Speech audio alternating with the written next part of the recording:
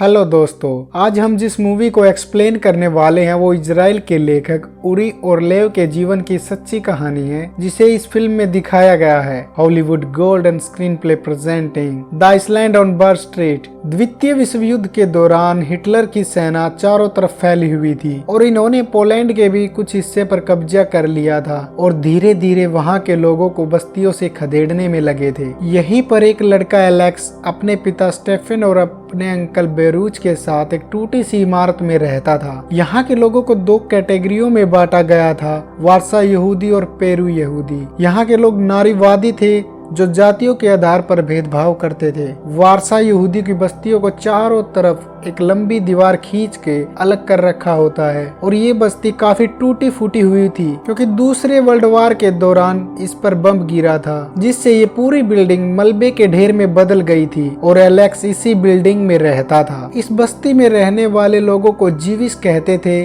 जिन्हें जर्मनी की सेना आकर समय समय पर पकड़ कर ले जाया करती थी और किसी को कुछ नहीं पता वे लोग इनके साथ क्या करते थे, जिससे अब यहाँ बच्चे और औरतें और वही आदमी बचे हुए हैं जो अपना काम अच्छे तरीके से कर सकते हैं, जिनमें ताकत है। और एक दिन यहाँ कुछ बच्चे खेल रहे होते हैं, तभी बहुत सारे जर्मन सैनिक आ जाते हैं, जिसे देखकर ये बच्चे यहाँ से भाग जाते हैं क्योंकि जर्मन सैनिक आज यहाँ से औरतों और बच्चों को पकड़ कर ले जा रहे होते हैं। इससे पहले जर्मन सैनिक एलेक्स को देखते एलेक्स एक जगह पत्थर के ढेर के नीचे छिप जाता है और जर्मन सैनिक एलेक्स को देख नहीं पाते और यहाँ से चले जाते हैं। रात होने पर एलेक्स के पिता वहाँ आते हैं और एलेक्स को अपने साथ अपने घर ले जाते हैं। एलेक्स के पिता एक रस्सी की फैक्ट्री में काम करते थे जहाँ रस्सियाँ बनाई जाती थी। एलेक्स के पिता के अलावा इस दुनिया में एलेक्स का कोई नहीं था। वहीं एलेक्स के पास एक सफेद चूहा होता है जिसका नाम स्नो होता है और एलेक्स उससे बहुत प्यार करता था। ये चूहा एलेक्स का बहुत अच्छा दोस्त होता है और एलेक्स अपना काफी समय इसके साथ अकेले में गुजारा करता था। एक दिन एलेक्स के पिता कहीं बाहर जा रहे होते हैं और वो एलेक्स को अपनी फैक्ट्री के बेसमेंट में छोड़ जाते हैं और एलेक्स से कहते हैं कि वो बाहर ना निकले। अक्सर यहाँ के लोगों ने जर्मन सैनिकों से बचने के लिए अपने घरों में ही खुफिया जगह बनाई हुई होती है, पर एलेक्स अपने पिता की बात नहीं मानता और वो फैक्ट्री के बेसमेंट से ऊपर आ जाता है जहाँ उसे अपने अंकल बेरूच मिलते हैं। वो अपने अंकल से बात कर रहा होता है, तभी वहाँ जर्मन सैनिक आ जाते हैं जिन्हें देखकर एलेक्स छिप जाता है। ये लोग बेरूच को अपने पास बुलाते हैं और उससे उसकी उम्र पूछते हैं। बेरूच उनसे कहता है मैं 58 साल का हूँ। तब जर्मन सैनिक बेरूच से कहते हैं ठीक है, तुम एक रस्सी का बंडल उठाकर गाड़ी में रखो, पर बेरूच उस रस्सी के बंडल को उठा नहीं पाता क्योंकि उसकी उम्र ज्यादा है और वो ज्यादा भारी सामान नहीं उठा सकता। तब जर्मन सैनिक उसे मारने लगते हैं क्योंकि उसने उनसे झूठ बोला था और एलेक्स ये सब छिप कर देख रहा होता है। रात को जब एलेक्स के पिता स्टीफन घर आते हैं तो बेरूच का इलाज करते हैं क्योंकि जर्मन सैनिकों ने बेरूच को काफी पीटा होता है। वही स्टीफन एलेक्स को गन चलाना सिखाते हैं क्योंकि उसे पता होता है चारों तरफ खतरा है और उसको कभी भी इसका इस्तेमाल करना पड़ सकता है। अब अगले दिन एक बार फिर यहाँ जर्मन सेना आती है और इस बार ये यहाँ के हर एक इंसान को ले जा रहे होते हैं। दरअसल ये लोग इस जगह को खाली करवाना चाहते थे। ये लोग एलेक्स और उसके पिता को भी पकड़ लेते हैं। बेरूच स्टीफन से कहता है एलेक्स मेरे साथ जाएगा जैसा हमने प्लान बनाया था। एलेक्स के पिता एलेक्स से बहुत प्यार करते थे। वो एलेक्स से कहते हैं चाहे कुछ भी हो जाए मेरा इंतजार करना, मैं तुम्हें वापस लेने जरूर आऊंगा। और इसके बाद एलेक्स अपने अंकल बेरूच के साथ जाने लगता है। एलेक्स के अंकल बेरूच उसे एक बैग देते हैं जिसमें गन होती है। बेरूच उसे एलेक्स को देता और कहता है तुम यहाँ से भागो। और जब एलेक्स यहाँ से भागता है तो बेरूच जर्मन के सैनिकों को चिल्ला चिल्ला कर वापिस जाने के नारे लगाने लगता है, जिससे जर्मन सैनिक बेरूच को मार देते हैं। वही दूसरी ओर कुछ सैनिक एलेक्स के पीछे उसे पकड़ने के लिए जाते हैं, पर एलेक्स एक बिल्डिंग के मलबे के नीचे छिप जाता है जिससे जर्मन सैनिक उसे देख नहीं पाते और यहाँ से चले जाते हैं। और उस दिन पूरी रात एलेक्स वहीं पर छिपा रहता है और अगली सुबह दिखाया जाता है कि पूरा शहर सुनसान हो चुका है। वहाँ पर जितने लोग थे जर्मन उनको पकड़ कर ले जा चुके हैं और एलेक्स इस शहर में अकेला है। और वहीं पर स्नो फॉलिंग होनी शुरू हो जाती है क्योंकि सर्दियां आने वाली है। स्नो से एलेक्स को अपने चूहे स्नो की याद आती है और एलेक्स उसे लेने के लिए उस जगह जाता है जहां एलेक्स रहा करता था। एलेक्स को स्नो एक अलमारी के नीचे मिलता है पर वो दोनों भूखे होते हैं, इसीलिए एलेक्स खाना ढूंढने के लिए दूसरे घर में जाता है और वो स्नो से खाना ढूंढने के लिए कहता है क्योंकि चूहों के सूंघने की शक्ति काफी तेज होती है। स्नो एक फर्श फर्श के नीचे घुस जाता है। एलेक्स को वहाँ से कुछ सामान हटाने पर आलू और खाना मिलता है, पर तभी वहाँ एक आदमी आ जाता है और वो एलेक्स से उसका खाना छीन लेता है। दरअसल ये आदमी भी एलेक्स की तरह जर्मन सेना से बच गया था, जो यहाँ छिपा हुआ था, और इस आदमी के साथ उसकी पत्नी भी होती है। एलेक्स इस आदमी से अपना खाना वापस मांगता है, पर वो एलेक्स को यहाँ से जाने के लिए कहता है और उसकी तरफ कुछ सामान फेंक कर मारता है, और इन लोगों की आवाज नीचे खड़े जर्मन सैनिक सुन लेते हैं और उन्हें पता चल जाता है कि ऊपर कोई है। और जब जर्मन सैनिक बिल्डिंग के अंदर आते हैं, ये आदमी और उसकी पत्नी यहाँ से भागने लगते हैं और एलेक्स यहीं पर रखे एक बड़े पतीले के नीचे छिप जाता है, जिससे जर्मन सैनिक इसे देख नहीं पाते और एक बार फिर एलेक्स की जान बच जाती है। और इन सब के बाद एलेक्स वापस उसी खड्डे में आ जाता है जहां एलेक्स छिपा हुआ था। एलेक्स को खाना और पानी ढूंढने के लिए बार बार इस खड्डे से बाहर निकलना पड़ता था। वो दूसरों के घरों से जरूरी सामान इकट्ठा करता है। वहीं एलेक्स को एक दूरबीन मिलती है, जिसे देखने पर एलेक्स को कुछ कबूतर दिखाई देते हैं जो ऊपर नहा रहे होते हैं, क्योंकि ऊपर पानी होता है। एलेक्स को काफी प्यास लगी होती है, पर इस बिल्डिंग के ऊपर चढ़ने का कोई दूसरा रास्ता नहीं होता, क्योंकि ये बिल्डिंग पूरी तरह से टूटी हुई होती है।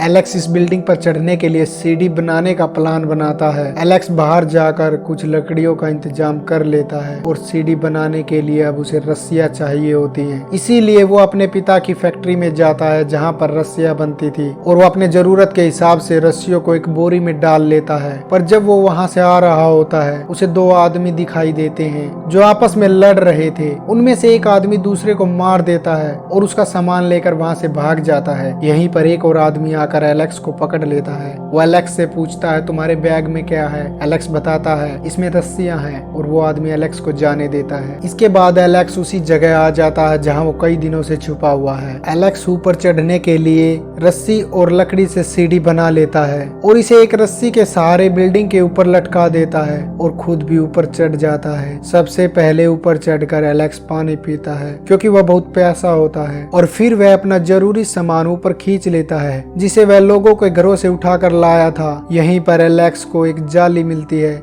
जिस पर वो माचिस की तिलियों को लगाता था, ताकि उसको ये पता चलता रहे कि वो कितने दिनों से यहाँ पर फंसा हुआ है। एलेक्स को यहाँ एक खिड़की दिखाई देती है। जब वो अपनी दूरबीन से बाहर देखता है तो उसे सड़क पर बहुत सारे बच्चे दिखाई देते हैं। साथ ही उसे एक डॉक्टर का क्लिनिक और एक छोटी लड़की दिखाई देती है, जो लगभग एलेक्स की उम्र की होती है। एलेक्स अब नीचे उतरता है और जो सीढ़ियां एलेक्स ने बनाई होती है, उन सीढ़ियों को एक रस्सी से ऊपर खींच देता है ताकि वो किसी को दिखाई ना दे। इसके बाद एलेक्स दोबारा बाहर जाता है ताकि वो अपने लिए कुछ जरूरी सामान इकट्ठा कर सके। एलेक्स वहाँ से कुछ गद्दे उठा रहा था, तभी वहाँ पर जर्मन सैनिक आ जाते हैं और एलेक्स उन सैनिकों को देखकर जल्दी से ऊपर चढ़ जाता है और अपनी सीढ़ी को भी ऊपर खींच लेता है। यहाँ जर्मन सैनिक अपने साथ एक और आदमी को लाए हुए होते हैं, जो उस आदमी से पूछते हैं बाकी और कितने लोग यहाँ छिपे हुए हैं। वो आदमी उन्हें बताता है यहाँ एक टनल है जिसमें 12 लोग छिपे हुए हैं, और जर्मन सैनिक इस टनल से बाकी लोगों को पकड़कर अपने साथ ले जाते हैं। अब एलेक्स दोबारा नीचे आता है और उसी टनल में जाता है जहाँ ये लोग छिपे हुए थे, और वो वहाँ देखता है वहाँ बहुत सारा खाना और पीने के लिए पानी भी है। एलेक्स वहाँ नहाने लगता है, क्योंकि उसे नहाए हुए काफी दिन हो चुके थे। इसके बाद एलेक्स यहाँ से बाहर निकलता है और देखता है कि जर्मन सैनिक यहाँ पर डायनामाइट बिछा रहे हैं ताकि यहाँ पर और कोई ना छिप सके।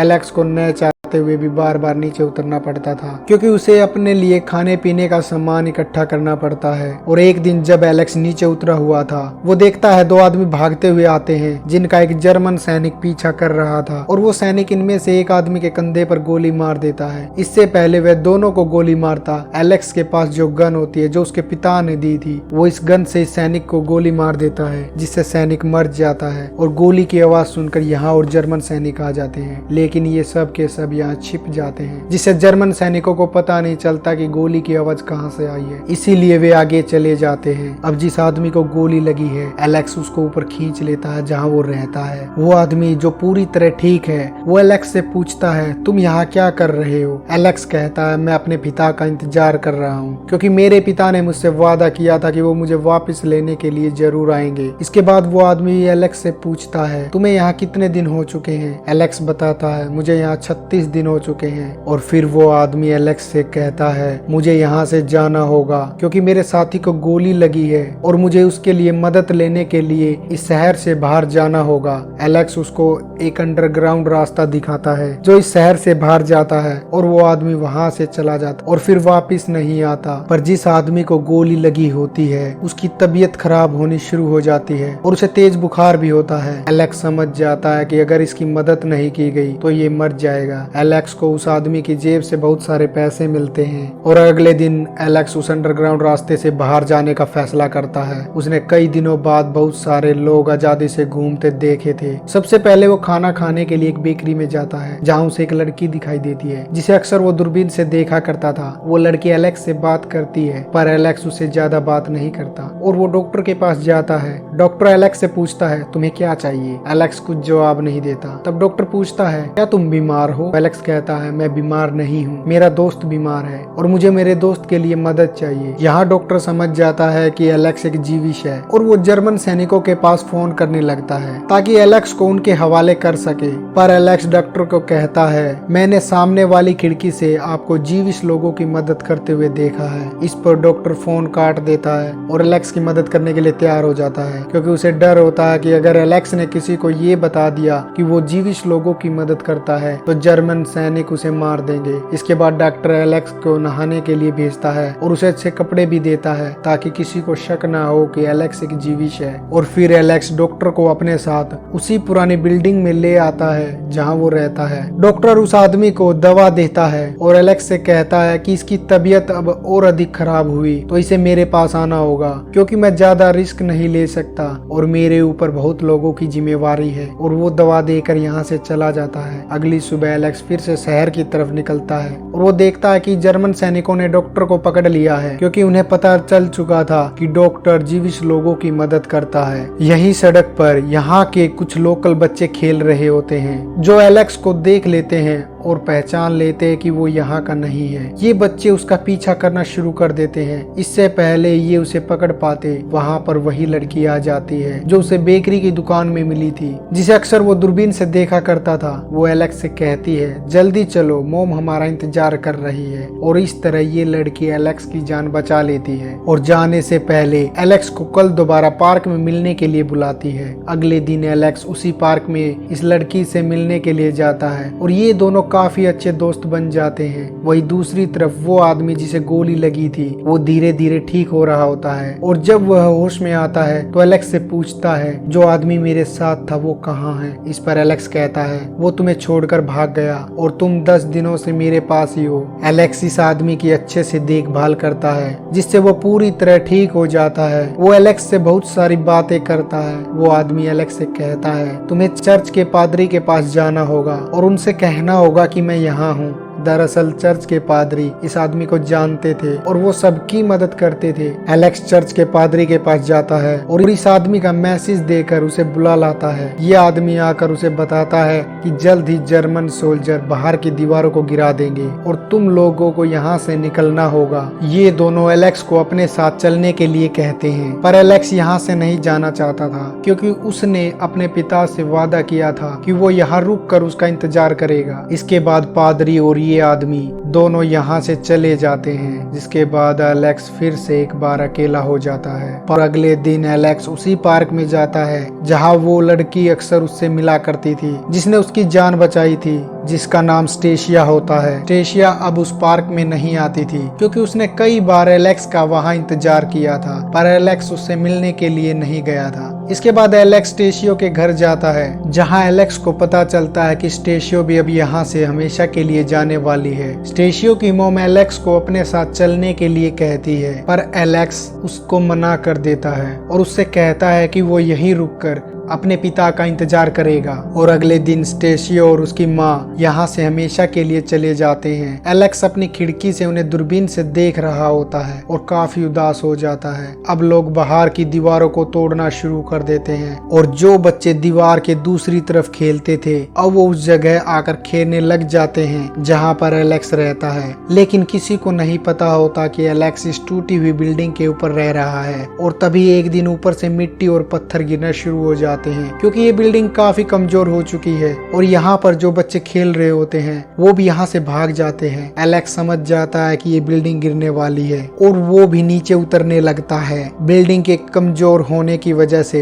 एलेक्स की सीढ़ी टूट जाती है और वो नीचे गिर जाता है। इसके बाद एलेक्स जब स्नो को देखता है तो वो पूरी तरह खामोश हो जाता है क्योंकि पत्थर गिरने की वजह से स्नो मर चुका है और एलेक्स का साथी जिसने उसके साथ इतने दिन गुजारे थे वो भी इस दुनिया को छोड़कर जा चुका था। इससे एलेक्स पूरी तरह टूट जाता है और उस जगह जाता है जहां वो अक्सर पत्थरों के ढेर के नीचे छिपा करता था। वो स्नो को एक कपड़े में रखकर दफना देता है और उन माचिस की तिल्लियों में आग लगा देता है जिससे वो गिनतियां किया करता था क्योंकि अब एलेक्स पूरी तरह टूट चुका होता है और उसको कोई उम्मीद नहीं नजर आ रही थी क्योंकि जर्मन सरकार ने इस जगह के चारों तरफ ऊंची ऊंची दीवारें बनाकर इस जगह को पूरी तरह से बंद कर दिया होता है और एलेक्स भी स्नो के साथ उसकी कब्र के पास लेट जाता है और एक सुबह में दिखाया जाता है कि वहाँ बाहर से कोई दीवार तोड़ रहा है और अगले ही पल एक आदमी अंदर आता है। यह कोई और नहीं बल्कि एलेक्स के पिता होते हैं जो एलेक्स को आवाज लगाते हैं, जिसकी आवाज को सुनकर एलेक्स पत्थरों के ढेर से बाहर निकलता है पर उसे यकीन नहीं होता कि वो सच में उसके पिता है। उसे लगता है ये उसका कोई भ्रम या सपना है। वो अपने पिता से पूछता है क्या आप सच में हो